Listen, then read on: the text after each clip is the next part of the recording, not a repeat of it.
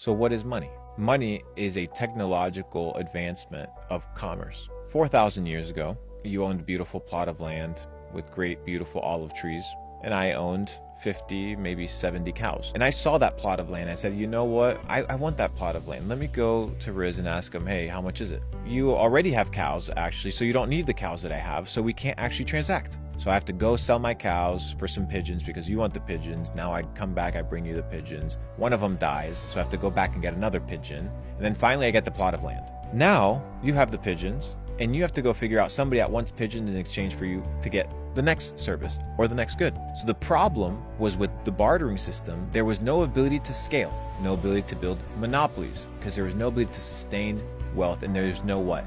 Medium of exchange that we both agreed upon. We introduced the next form of bartering, the next form of commerce. Coinage is a technological revolution.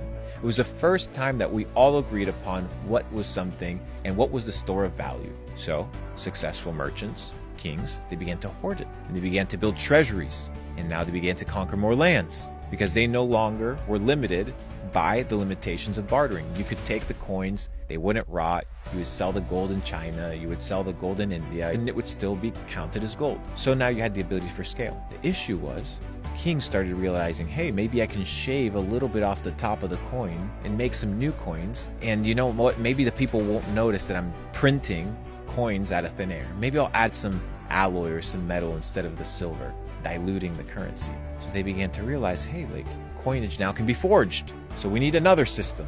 Now people can no longer have their own system. We need to have something centralized. Everybody's managing on gold. The banks are holding gold. Let's get rid of the gold standard. Let's introduce paper money.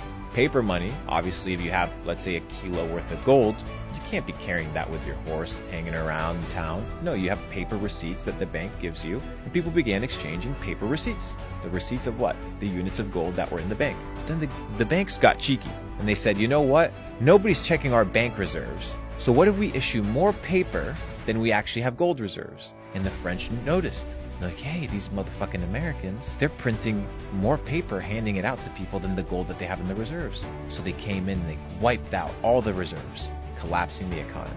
So what did they have to do? They had to introduce the gold standard, getting rid of the gold standard. Why? Well, now we just can print as much money as we want, and it's not pegged by gold. And then credit cards rolled around.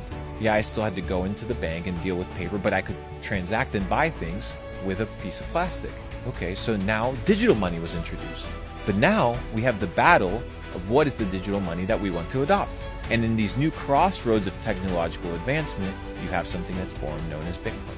Bitcoin is the permissionless open ledger. Everybody knows how much of it exists, who owns what based off of, obviously you don't know who owns what wallet, but you know what wallet owns how much. Everything is open, everything is transparent, and everything is what? Peer-to-peer.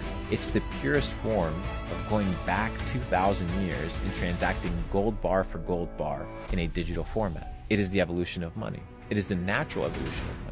Now you have the old system, the banking cartel, that takes a fee off of us transacting. What is the rule or what is the need of a bank today? What is the purpose of a bank? Well, Luke, the purpose of the bank is to store your deposits. No, a bank does not hold deposits. If they hold deposits, why do they give you interest? It's not a deposit. The moment they give you an interest on it, it's a loan.